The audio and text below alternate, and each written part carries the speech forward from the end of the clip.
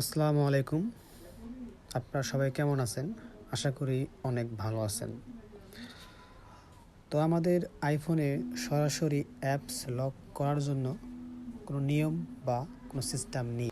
তো আমরা যদি ছোট্ট একটি পথ অবলম্বন করি তাহলে আপনাদের হাতে থাকা ফোনে যে কোনো অ্যাপসে ফেস আইডি বা লক করতে পারবেন।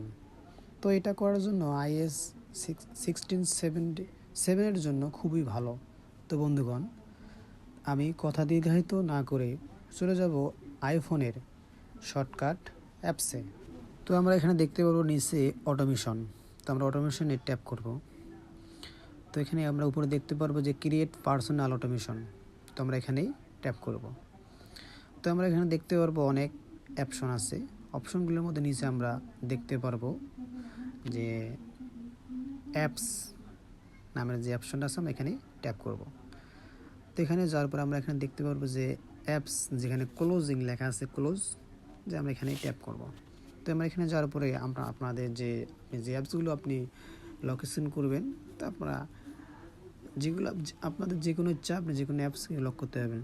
তো আমি আপনাদের দেখানোর সাথে আমি শুধু নিচ্ছি অ্যাপস ফটোস। ফটোসটা আমি কী করবো, ক্লিক করব। তো এখানে ক্লিক করার পরে আমি এখানে উপরে দেখতে পারবো যে ডান। তো ডানে আমি এখানে ট্যাপ করব। তারপর আমি এখানে নেক্সটে ট্যাপ করব। তো নেক্সটে যাওয়ার পরে আমি এখান থেকে দেখতে পারবো যে অটো অ্যাড প্লাস এখানে ট্যাপ করব। তো আমি এখানে সার্চ বারে সার্চ করব লক স্ক্রিন। তো আমরা শুধু লক লিখলেই লক স্ক্রিনটা চলে আসবে, এই দেখুন। তো আমি এখানে লক স্ক্রিনে ট্যাপ করব। তো ট্যাপ করার পরে নেক্সটে ট্যাপ করব। এরপর আমি এখানে দেখতে পাবো যে নিচে একটি অপশন আছে। এখান থেকে আমরা এই অপশনটি অবশ্যই অফ করে রাখবো, তা না হলে লক স্ক্রিন করতে পারবো না। তো আমরা এটা অফ করে দিচ্ছি। তো তারপর ডান আসে ক্লিক করব।